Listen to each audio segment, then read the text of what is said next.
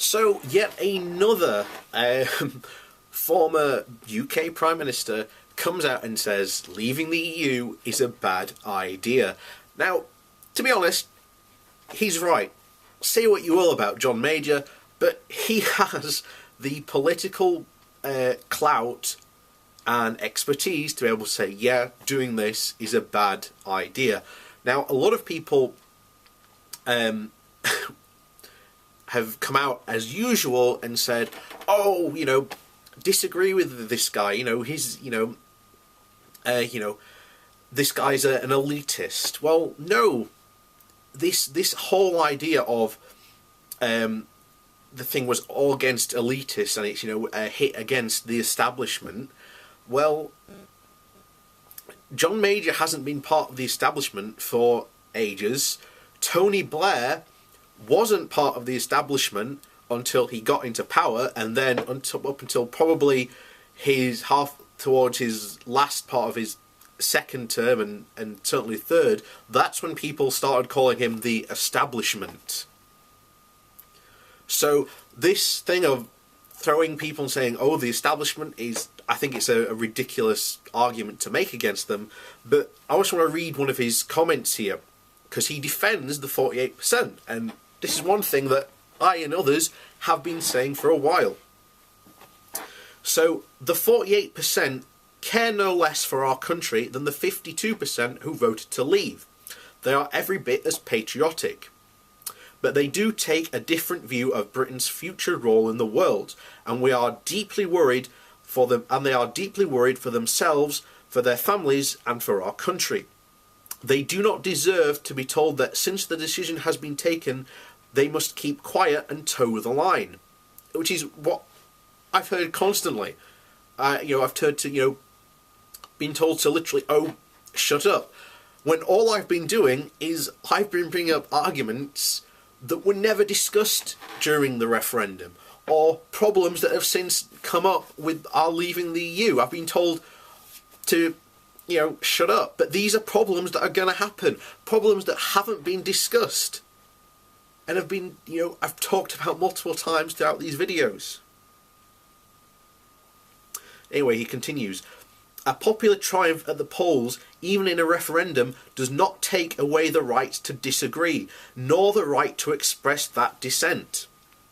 Freedom of speech is an absolute in our country.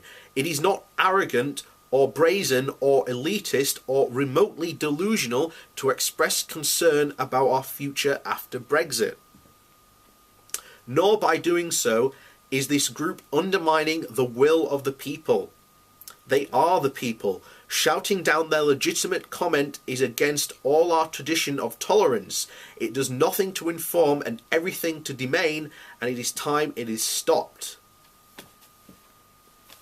And I couldn't agree more, because even today, after this point, the problem is that you now have literally the extremists on both sides of Leave and Remain, and then you have the people in the middle, and the problem is the people in the middle, a large majority who made up that block, have left.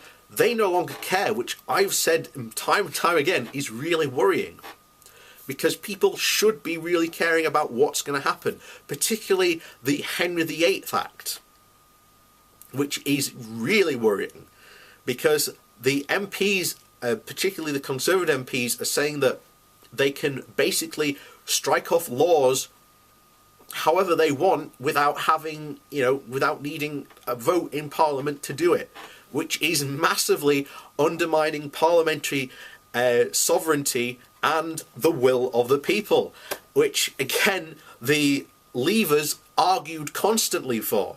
So why are they not out in force against the Henry VIII Act that is coming?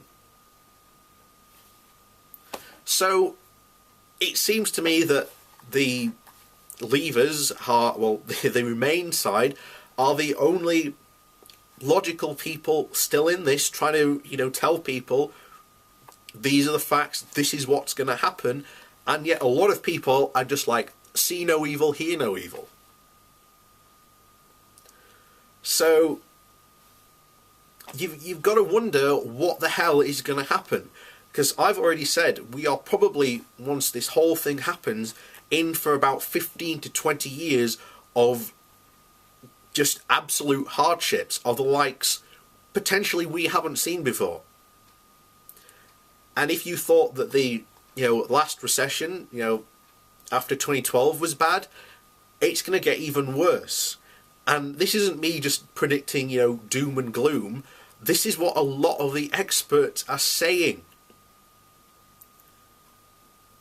So, please, people, pay attention to what is going on and be angry. Write to your MPs. Tell them your dissatisfaction. If your MP campaigned to remain, but now he's switched to leave, and you're part of the leave, and you're worried about what's going on, tell them to change their mind on the vote. Because we shouldn't leave without a coherent plan. And if the plan comes forward and the negotiations come back that, we're not going to give you a lot of stuff, which is what Theresa May is banking on. She is banking on getting all this stuff, but in reality, it's just not physically achievable because May has gone into these, discussions with absolutely horrible faith. In fact, again, another quote from John Major. Where is it?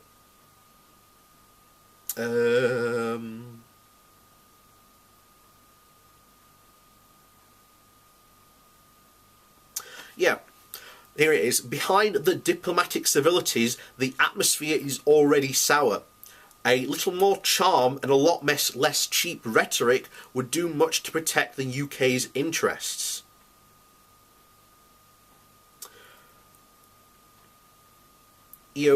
This is what I've been saying, a couple of weeks ago, when the papers were touting Theresa May as, the new Margaret Thatcher. Like, what's she done? She gave a very crappy speech where we said we need a red, white and blue Brexit, which means nothing.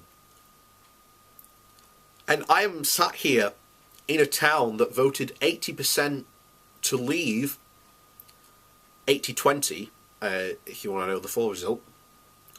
And we have gotten so much in the past 2 decades from the EU Development Fund, and not only just improvements to the town, but to jobs, infrastructure investment, all sorts of stuff. Not from the government, by the way, the EU, but we still voted to leave. So there you go. I'm not going to stop banging on about this because it's important to keep on talking about this stuff. So there you go. What do you think about this whole situation with John Major? Do you think he should have kept his mouth shut, or do you think he has every right, like I do, to make these comments?